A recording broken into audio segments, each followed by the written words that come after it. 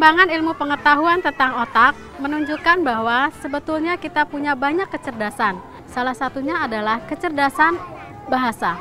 Kecerdasan bahasa digunakan untuk mengkomunikasikan segala kebutuhan manusia melalui bahasa lisan maupun tulisan. Kecerdasan logika matematik adalah kecerdasan yang digunakan manusia untuk menyelesaikan berbagai macam masalah secara logis dan memahami konsep-konsep matematik. Yang selanjutnya adalah kecerdasan naturalis, yaitu kecerdasan di mana manusia memahami tentang kondisi lingkungan alam, dan selanjutnya kecerdasan kinestetik. Kecerdasan kinestetik adalah kecerdasan di mana manusia mampu mengendalikan tubuhnya untuk memenuhi kebutuhan hidupnya. Kecerdasan intrapersonal adalah kecerdasan di mana manusia mampu memahami dirinya sendiri dan bisa mengembangkan imajinasinya. Selanjutnya adalah kecerdasan interpersonal, yaitu kecerdasan di mana manusia mampu memahami kebutuhan orang lain. Selanjutnya adalah kecerdasan musikal, yaitu kecerdasan di mana manusia mampu memahami irama dan birama serta membedakan berbagai macam suara. Dan yang terakhir adalah kecerdasan spiritual, yaitu kecerdasan di mana manusia mampu memahami konsep-konsep religi. Kali ini kita akan melihat bagaimana anak-anak usia dini di lembaga PAUD melakukan aktivitas bermain balok untuk mengoptimalkan seluruh kecerdasan majemuknya. Yuk kita lihat. Sekarang kita belajarnya tentang rumah. Bu Guru mau membangun rumah. Anak-anak harus membuat bangunannya seperti bangunan Ibu Guru, seperti rumah Ibu Guru. Bisa? Bisa. Bisa. Ya, Guru mau ambil balok. Ini balok. Ada berapa ini baloknya? Dua. Guru mau tambah lagi. Empat. Anak-anak di kelas ini sedang belajar mengenal bentuk geometri melalui bermain balok. Permainan ini sebenarnya sangat baik untuk mengembangkan kecerdasan majemuk anak jika guru atau orang tua dapat memberikan dukungan-dukungan yang diperlukan anak sesuai tahapannya. Yang seringkali salah dalam penerapannya adalah balok-balok yang dibiarkan di dalam keranjang atau wadah tanpa adanya klasifikasi atau pengelompokan. Atau anak diminta menyebutkan bentuk-bentuk geometrinya saja, lalu menyusun balok membentuk sesuatu yang sudah dicontohkan guru.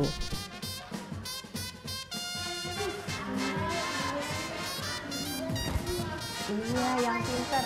Nah, ada rumahnya tuh. Sekarang kita buat. Dan ketika sudah selesai bermain, semua balok dikumpulkan menjadi satu tanpa ada penyusunan yang sistematis. Hal ini justru berdampak kurang baik pada perkembangan kecerdasan majemuk sebab anak-anak tidak diberi kesempatan untuk mengembangkan imajinasi, mengeluarkan gagasan dan inisiatif, serta menumbuhkan kemampuan mengambil risiko. Balok-balok yang tidak tertata dan tidak terklasifikasi akan membuat anak tidak terbiasa melihat keteraturan, pengelompokan, dan kecerdasan visual spasialnya tidak terarah. Waktu anak untuk bermain pun menjadi berkurang sebab mereka memerlukan waktu yang lebih banyak untuk menemukan balok-balok yang dibutuhkannya. Ini boleh buat di sampingnya.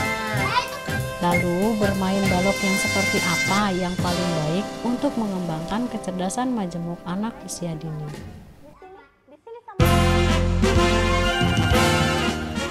Halo Ibu, halo. Apa kabar? Ibu, Ya, apa kabar? baik. Baik semua.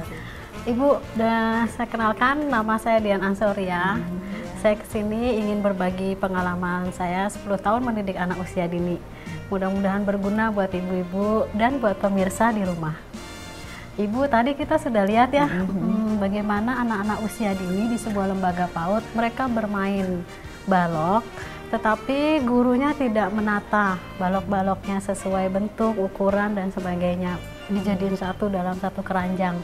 Nah, di situ kita melihat ya tadi ada anak yang merasa kesulitan ketika dia ingin mencari satu bentuk balok, dikeluarin semua, Bu Guru aku nggak dapat segitiganya gitu ya, dan itu sudah menghabiskan waktu anak. Nah, kita juga tadi lihat ibu itu juga memaksa anaknya untuk membuat bangunan sesuai contoh yang ibu guru buat. Padahal anak-anak kan punya imajinasi yang luar biasa yang tidak boleh kita batasi. Nah, kira-kira menurut Ibu, pengalaman-pengalaman Ibu bagaimana nih kalau sudah melihat masalah yang seperti tadi? Saya kebetulan memang guru di Sentra Balok. Oh ya.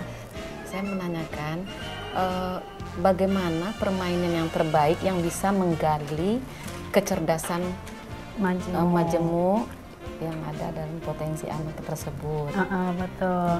Jadi kebetulan sekali ya Bu ya, Ibu guru Sentra Balok. Kebetulan memang Sentra Balok menjadi satu pusat perhatian saya karena apa? Di situ ternyata banyak sekali dapat kita gali, dapat kita kembangkan seluruh potensi kecerdasan majemuk anak. Ya, kalau kita menjalankannya dengan prosedur yang benar. Jadi ada tahapan-tahapannya, ada penataan lingkungan yang benar. Jadi kalau rak-rak di balok itu, balok-balok harus ditata di rak, itu pun ditandai dengan gambar-gambar balok.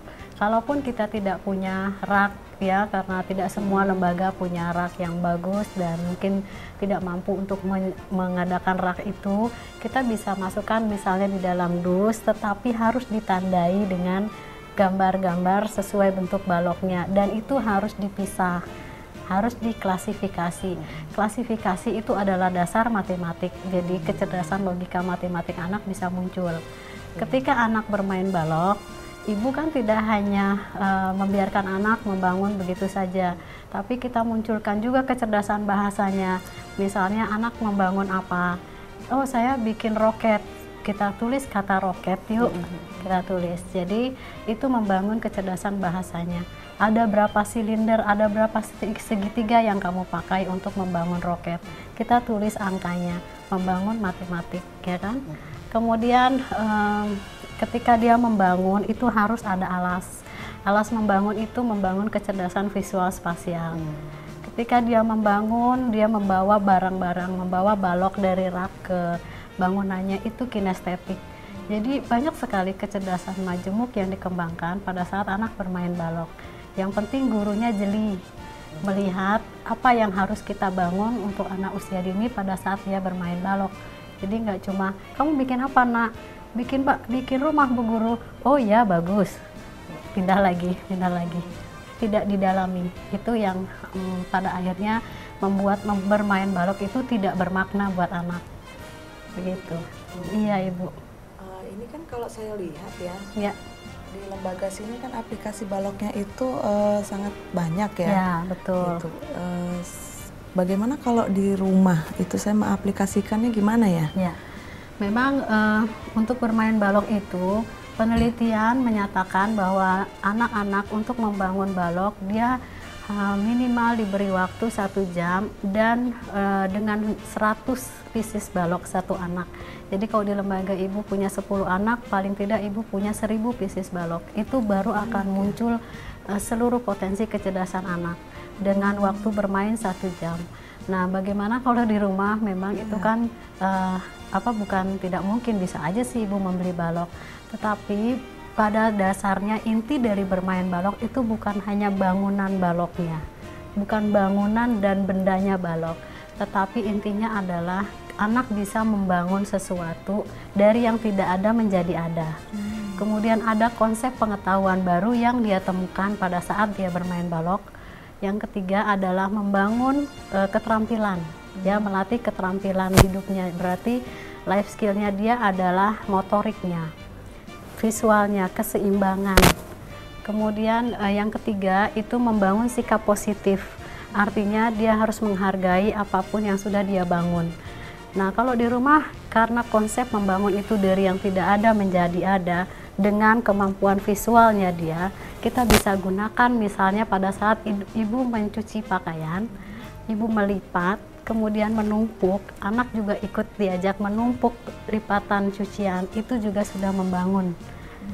Dan kemampuan visualnya bisa muncul, motoriknya bisa muncul. Yang penting seluruh kecerdasan majemuknya itu yang kita munculkan. Tidak gitu. Nanti saya akan berikan lagi beberapa kiat-kiat sederhana bagaimana kita membangun kecerdasan majemuk anak usia dini melalui kegiatan bermain balok. Pemirsa, jangan kemana-mana.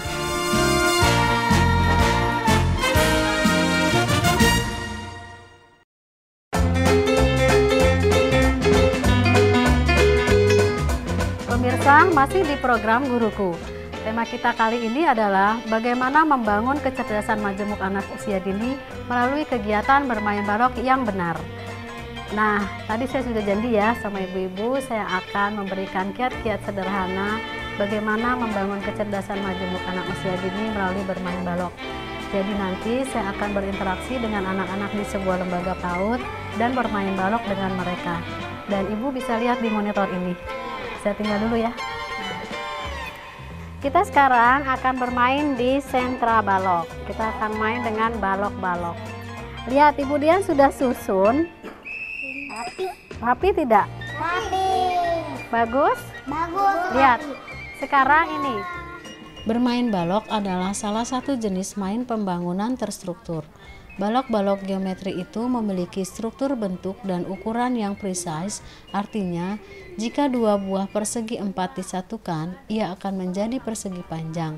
Jika dua buah silinder disatukan, ia akan menjadi seukuran dengan satu silinder yang lain. Penataan lingkungan main balok dimulai dengan penempatan balok-balok yang harus ditata sedemikian rupa sehingga kecerdasan visual spasial dan pemahaman konsep bentuk 3 dimensi anak dapat terbangun dalam pikiran anak. Saat mengambil dan mengembalikan balok-balok, tidak akan membuang waktu anak, mereka jadi terbiasa dengan klasifikasi. Alas membangun juga diperlukan agar anak terbiasa dengan lahan atau area membangun yang juga membantu mengembangkan kecerdasan visual spasialnya.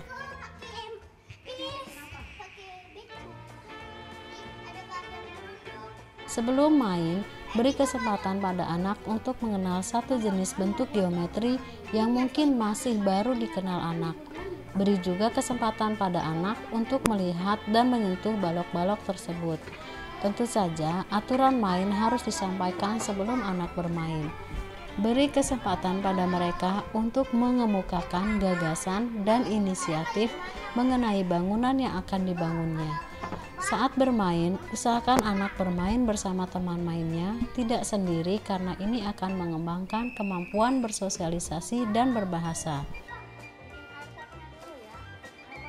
Beri kesempatan untuk anak membangun dengan waktu yang cukup sehingga ia dapat menemukan pengetahuan baru dari bangunannya, menemukan masalah dan memecahkan masalahnya itu, lalu bermain dengan bangunan yang dibuatnya. Saat anak bermain, guru dapat memberikan dukungan untuk mengembangkan kemampuan baca tulis hitungnya.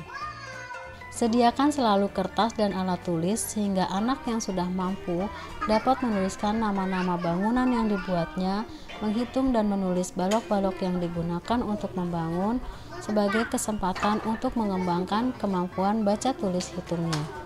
Kesempatan anak membangun dan bermain dengan boneka-boneka kecil merupakan pengalaman kemampuan bermain peran mikro dan merupakan salah satu cara anak dalam menunjukkan tingkat perhatiannya pada sekitarnya. Kemampuan anak dalam merefleksikan bangunan yang sesungguhnya menjadi bangunan miniatur merupakan modal dasar kemampuan yang dibutuhkan oleh para arsitek dan desainer.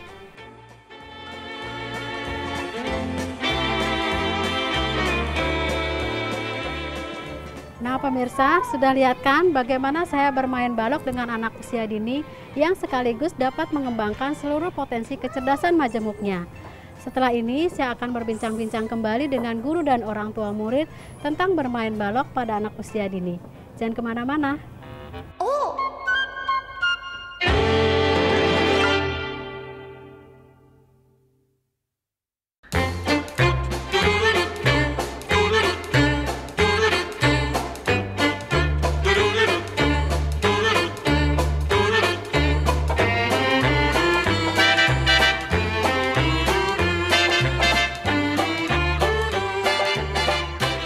Pemirsa, masih di program Guruku. Tema kita kali ini adalah bagaimana mengembangkan kecerdasan majemuk anak usia dini melalui kegiatan bermain balok yang benar. Nah, ibu-ibu tadi sudah lihat bagaimana saya berinteraksi dengan anak usia dini di sebuah lembaga PAUD. Kita lihat kan tadi di monitor bagaimana anak-anak begitu antusias karena membangun balok yang saya siapkan itu adalah apa yang mereka kehendaki, mau bikin apa terserah. Ada banyak hal yang bisa kita lakukan yang tadi Ibu sudah lihat ya. Dan kelihatan beda antara ketika anak hanya dibatasi hanya membangun rumah seperti itu. Gimana Ibu? Kan di lembaga saya juga ada yang anak yang kesulitan dalam kegiatan itu. Ada yang cepat jenuh, terus ada yang ngamatin temannya saja belajar gitu kan. Itu bagaimana Bu untuk membuat mereka tertarik membangun balok? Sebetulnya ada banyak anak ya punya karakter. Ada yang setiap anak itu biarpun usianya sama tetapi tahap perkembangannya beda. Ada yang antusias dan cepat menemukan ide, oh saya mau bikin ini. Karena kemarin dia sudah pergi kemana gitu ya, dia akan membuat sesuatu sesuai apa yang sudah ada di idenya.